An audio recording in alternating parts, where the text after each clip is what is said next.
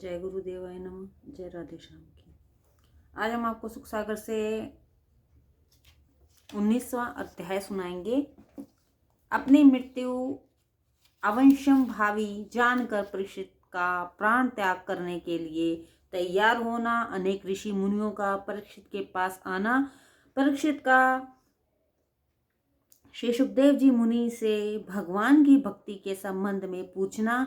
सूजी कहते हैं, इधर घर आकर परीक्षित ने भी अपने किए हुए उस निंदित कर्म का बड़ा पश्चाताप किया, परंतु अब वे करते भी क्या। मुनि पुत्र का शाप हो चुका था, वह अब किसी के मिटने वाला नहीं था। वे राजकाज से अत्यंत उदासीन हो विष्णु रूप श्री कृष्ण जी का ध्यान करते हुए अन्न जल को त्याग मरने के लिए गुड़ा जी के किनारे जा बैठे। तब उनके इस अनुष्ठान को देखकर मुनियों, विद्वानों और विचारक धर्मात्माओं ने बड़ी हलचल मच गई। वे लोग वहां जाकर एकत्र होने लगे। अत्रि, वशिष्ठ, च्यवन, अरिष्ट, नेमि, भृंग, अंगिरा, पराशर, विश्वामित्र, परशुराम, अत्यथ इंद्रप्रस्थ, इग्मा, मेघातिथि के देवेल, भारद्वाज, गौतम, पीपलाद, ओन, कणव, अष्टिसेन, अगस्त्य, महर्षि वेदव्यास और देव ऋषि, नारद आदि संसक्त ब्रह्म ऋषि और राशि वहां एकत्रित हो गए। राजा ने सबका यथाविधि से पूजन कर सिर से प्रणाम किया। जब वे सब ऋषि मुनि यथास्थान बैठ गए, तब राजा ने हाथ जोड़कर सबके आगे खड़े होकर कहा, हे मुनियों, आप सब दयालु और धर्मात्माओं के मध्य में आज अपने को इस प्रकार उपस्थित देखकर मुझे बड़ी प्रसन्नता हो रही है, क्योंकि आप सब धर्मात्माओं ब्राह्मणों का चरण धोने से राजाओं के वंश का पाप दूर हो जाता है। ब्राह्मण ईश्वर रूप है, क्योंकि ब्राह्मण के शाप से ही अब मुझे शीघ्र ही तक्षक नाक काटने वाला है। सो अब आप सब ब्राह्मण और यह गंगा देवी मुझे अपनी शरण में रखे। परंतु हे ऋषियों, अब मेरी यह प्रार्थना है कि मैं जिस जन्म में उत्पन्न हूँ, उसमें सब कहीं विष्णु भगवान के ही चरणों में मेरी दृढ़ भक्ति होवे।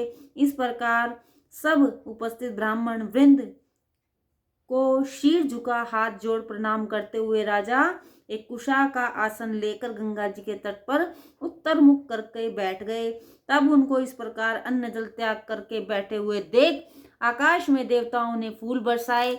उपस्थित ब्रह्म ऋषियों ने भी राजा की बहुत प्रशंसा करके कहा, हम लोग तब तक यहीं ही बैठे रहेंगे जब तक राजा शरीर त्याग करके शोक मोह से रहित हो अपने उत्तम लोक को न चले जाएंगे। सूजी कहते हैं कि ऋषियों में ऐसी वार्ता हो रही थी कि वहां सुखदेव जी आ पहुंचे। उस समय उनकी अवस्था कुल 16 वर्ष की थी, परंतु उतने ही समय में वे परम निर्वासनिक आश्रमादिक चिन्हों से रहित और सब प्रकार के पूर्ण ज्ञानी हो चुके थे। उनके हाथ पांव, जंघा, भुजा, कंधा, कपोल, आंखें और श्रवण तथा नासिका आदि शरीर के सब अंगों से पुष्टता और सुंदरता टपक रही थी। तब उनको आते देखकर राजा परीक्षित सहित सब मुनि लोग अपने अपने आसनों से उठ खड़े हुए।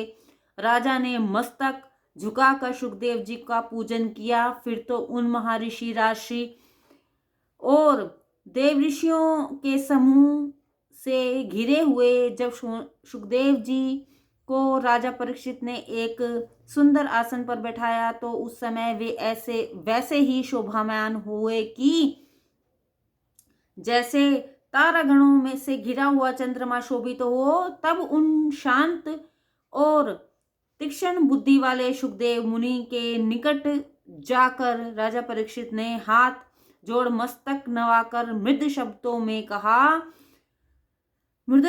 कहा, हे ब्राह्मण, आज आपका दर्शन कर मैं बड़ा भाग्यशाली हुआ। हमारा अहोभाग्य है जो आप लोगों ने दया करके मुझ मरने वाले अतिथि रूप से दर्शन दिए हैं। हे महायोगेश्वर, आज आपके निकट होने से मेरे सब पाप वैसे ही नष्ट हो गए जैसे विष्णु जी के निकट पहुंचते ही दैत्यनाश हो जाते हैं। इससे ज्ञात होता है कि आज पांडुपुत्रों के प्यारे भगवान श्री कृष्ण जी मुझ पर अवश्य ही प्रसन्न हैं, अन्यथा वह आप जिसकी गति को कोई आज तक नहीं जान सका और कोई भविष्य में भी जानने वाला नहीं है, सो आप आज मुझ मरने वाले से वर मांगो। ऐसा क्यों कहते हैं? आप योगियों के उत्तम गुरु और सब सिद्धियों के देने वाले हैं। अतः हे प्रभु, मैं मृत्यु के निकट पहुंचा हुआ व्यक्ति आपसे यह पूछता हूं कि संसार में आकर मनुष्यों को जप, श्रवण, कीर्तन, स्मरण और भजन क्या करना चाहिए और क्या नहीं, इसमें जो कर्तव्य हो सो आप निश्चय रूप से मुझे बतलाइए। जय गुरुदेवाय नमः। जय राधे श्याम।